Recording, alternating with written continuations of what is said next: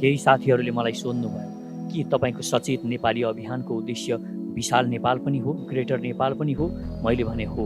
यो कसरी सम्भव छ? उनले भने एउटा माटाको दरबारमा बस्ने राजा पृथ्वीनारायण शाहले विशाल नेपाल बनाउन सक्छन् भने 3 करोड नेपालीले किन सक्दैन? यदि हामी 3 करोड नेपालीहरू नफुटिकन एकसाथ जुटेर कुनै पनि लक्ष्य लिन्छौँ भने त्यो सम्भव छ।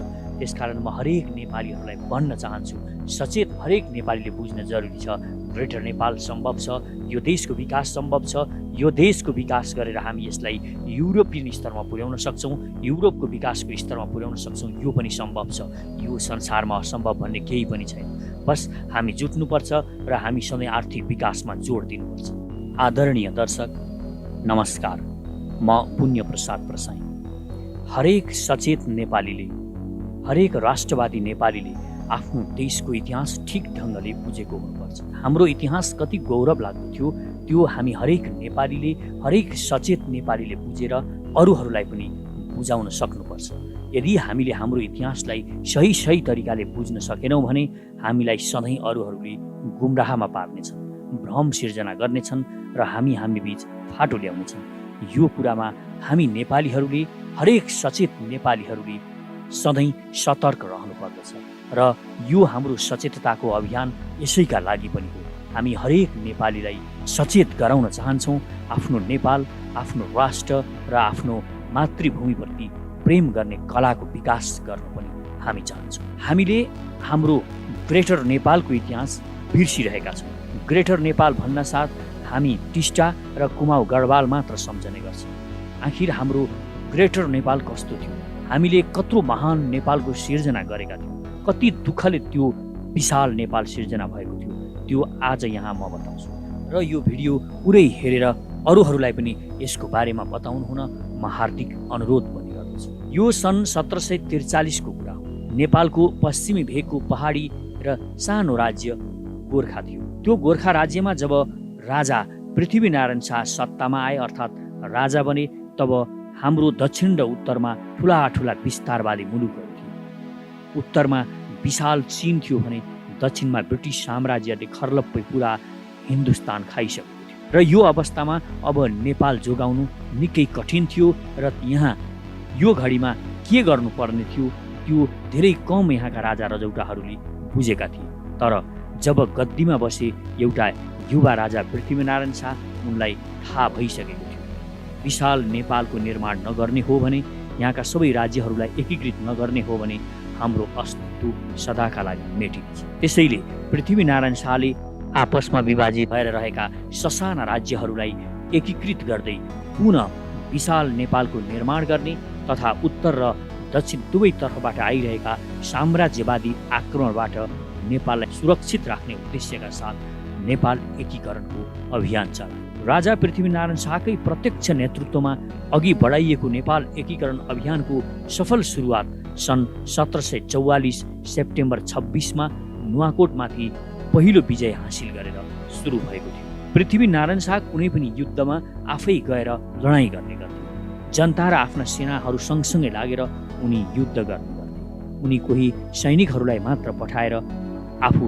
दरबारमा बसेर युद्ध जितेका होइनन्। यो हामीले बुझ्नु जरुरी छ।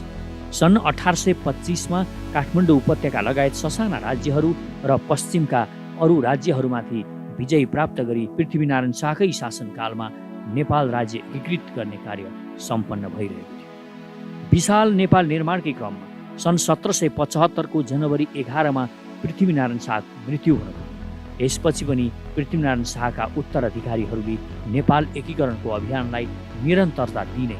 सन् 1814 सम्म आइपुग्दा नेपालले आफ्नो सिमाना पूर्वमा टिस्टा नदी, पश्चिममा कुमाउ गढवालसम्म र दक्षिणमा गङ्गा नदीको किनार बे अफ द गङ्गाज रिभरसम्म पुर्याइसक्यो। उत्तरमा मान सरोवर जहाँ अहिले कैलाश छ, टिङ्ग्री उपत्यकासम्म विस्तार भएको थियो नेपालको सिमाना। विक्रम सम्वत 1849 सन् 1792 सम्ममा नेपालको सिमाना उत्तरतर्फ तिब्बतको तिगर्चा, सिगात्से र तासिलहुम्सोसम्म, पूर्वमा टिस्टा नदी भुटानसम्म, पश्चिममा करिब रावी नदी हाल भारतको पाकिस्तान सिमानासम्म र पछि त्यो सतलजसम्म र दक्षिणमा गङ्गा जमुनासम्म पुगेको थियो।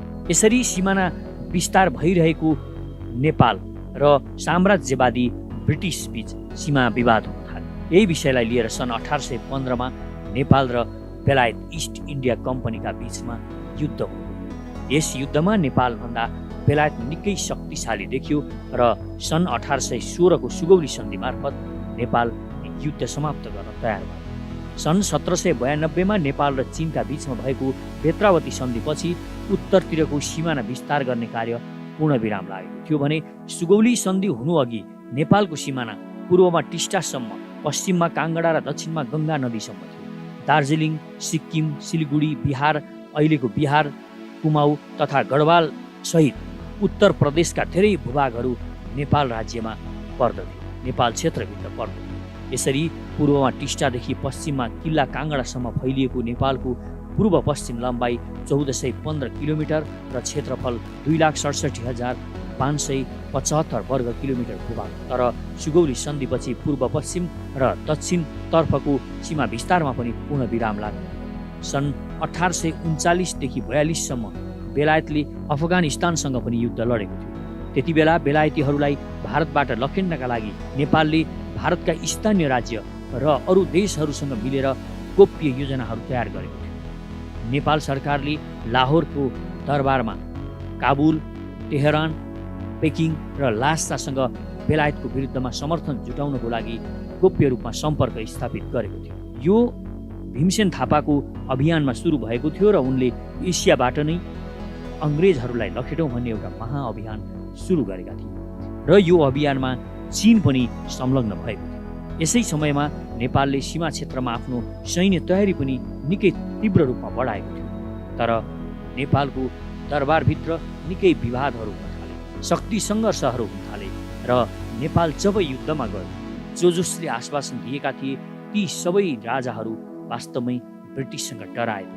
चीनले पनि हामीलाई साथ दिएन, उता पन्जाबले पनि सहयोग गर्न इन्कार गर्यो भने अरू कुनै पनि भारतीय राष्ट्रहरू जो संलग्न भएका थिए त्यो सन्धि गर्नमा, एसियाबाट ब्रिटिसलाई खेद्नको लागि जो संलग्न भएका थिए ती कोही पनि सक्रिय रूपमा देखा परेन। ब्रिटिसको विरुद्धमा कोही पनि बोल्न अघि सरेन, अर्थात् तिनीहरूमा त्यो साहस नै आयो, जसको परिणाम नेपालले युद्ध हार्नु पर्यो। सुगौलीको सन्धि यसैको परिणाम हो।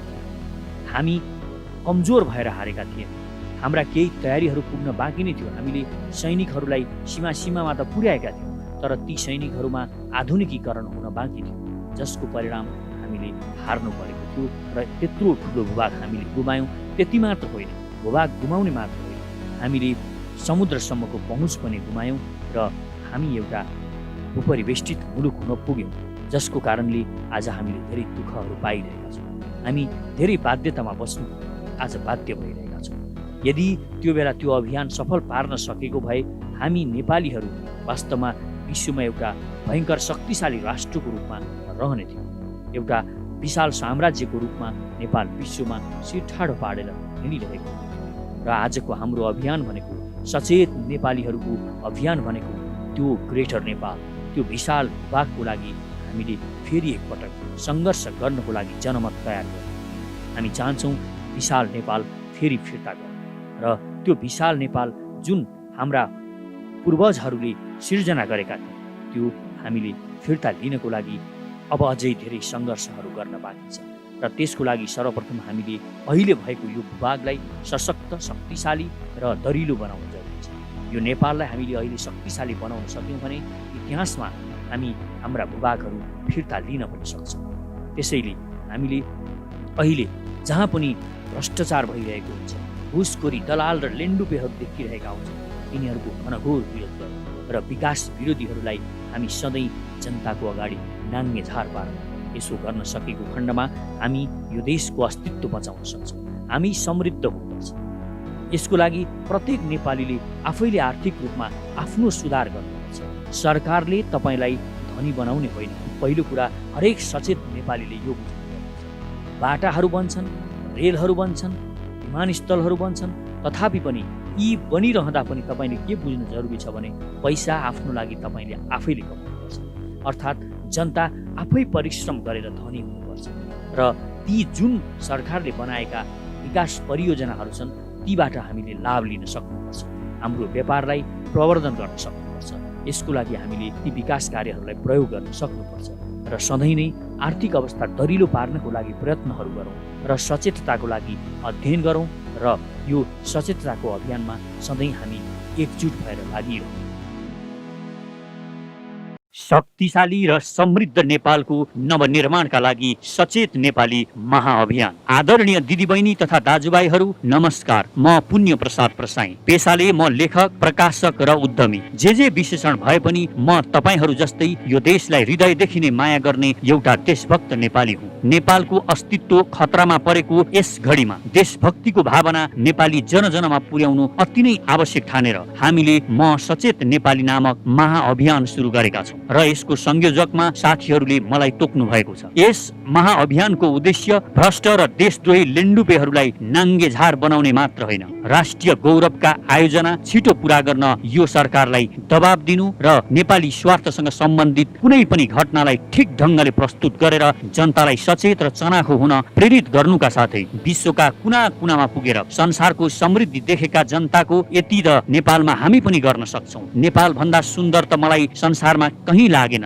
भन्ने जुन भावना छ त्यसलाई मूर्त रूप दिन र उहाँहरूलाई आफ्नो मातृभूमि फर्केर परिवारसँगै बसेर केही गर्न सक्ने उद्यमी हुन प्रेरणा दिनुका साथै नेपाल र नेपालीलाई माया गर्ने सकारात्मक सोच भएका मनहरूलाई गोलबद्ध गरेर नेपालको निर्माण गर्न यहाँको व्यथिति, विसङ्गति, भ्रष्टाचार र राष्ट्रद्रोही दलाल लेन्डुपे विरुद्ध लड्न एउटा विश्वसनीय, भरपर्दो र सशक्त आवाज निर्माण गर्नु हो, जुन आवाज सुन्न यो लम्पसारवादी सरकार पनि बाध्य बनोस्। हामीलाई यो देशका भ्रष्ट र लेन्डुपे नेता, भ्रष्ट र दलाल कर्मचारी टाठा बाठा बनेर विदेशीको पैसा खाएर परे देशै बेच्न पनि पछि नपर्ने विदेशी जासुसहरूले धेरै भ्रममा पारे। अब सचेत बनौं र अरूलाई पनि सचेत गराउँ। यो सचेत नेपाली महाअभियानको उद्देश्य सानो र सुन्दर नेपाल मात्र होइन, विशाल, शक्तिशाली र समृद्ध नेपालको नवनिर्माण हो। यसका लागि तपाईँ पनि भन्नुहोस् म सचेत नेपाली, र यदि हामीसँग हातमा हात र आवाजमा आवाज मिलाएर यो देशको नवनिर्माणको यो महाअभियानमा सक्रिय बन्न चाहनुहुन्छ भने हामीसँग जोडिनुहोस्। यसका लागि कमेन्टमा म सचेत नेपाली लेखेर आफ्नो इमेल आइडी लेख्नुहोला। साथै हाम्रो ट्विटर ह्यान्डल म सचेत नेपालीलाई फलो गर्नुहुन र म सचेत नेपाली नामको फेसबुक पेज लाइक गर्नुहुन पनि हार्दिक अनुरोध गर्दछु। आउनुहोस् मिलेर नेपालको नवनिर्माण गरौँ। एकै स्वरमा भनौँ म सचेत नेपाली, मेरो देश म आफै बनाउँछु। म आफ्नो प्यारो मातृभूमि नेपाल र नेपाली जनताको सेवामा मन, वचन र कर्मले समर्पित रहनेछु। देश र जनतालाई कहिल्यै धोका दिने छैन र धोका दिने गद्दारहरूलाई म छोड्ने पनि छैन। धन्यवाद।